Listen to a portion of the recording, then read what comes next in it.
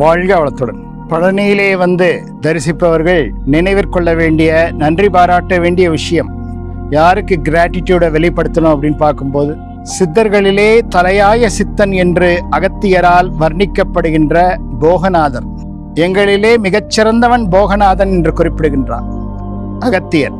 குருமுனியாக விளங்குகின்ற அகத்தியருடைய பாராட்டுதலை பெற்றவர் கொங்கணவர், இடைக்காட்டர், பாம்பாட்டி, சட்டைநாதர், கமலமுனி எல்லோரும் இவருடைய அறிவுரையின்படிதான் செயல்பட்டார்கள். திருப்பதியிலே சமாதியிலே இருக்கக்கூடிய ஜீவசமாதி அடைந்த கொங்கணவர் போகருடைய அறிவுறுத்தலின் பேரிலே அங்கே சென்று சமாதியானார். பொய்கை நல்லூரிலே இருக்கக்கூடிய கோரக்கர், வடநாட்டிலே கோரக்கநாத் என்று சொல்வார்கள், கோரக்கர், அவர் பொய்கை நல்லூரிலே வேளாங்கண்ணிக்கு அருகிலே போய் சமாதி அடைய சொல்லி சொன்னார். இவற்றையெல்லாம் பார்க்கும்போது நாம் போகருக்கு தமிழகம் முழுவதும் இருக்கக்கூடிய திருத்தலங்கள்லாம் உருவாகிறதுக்கு காரணம் போகர். அவருக்கு இந்த நேரத்திலே நன்றி கூற கடமைப்பட்டிருக்கின்றோம். வாழ்க வளத்துடன்.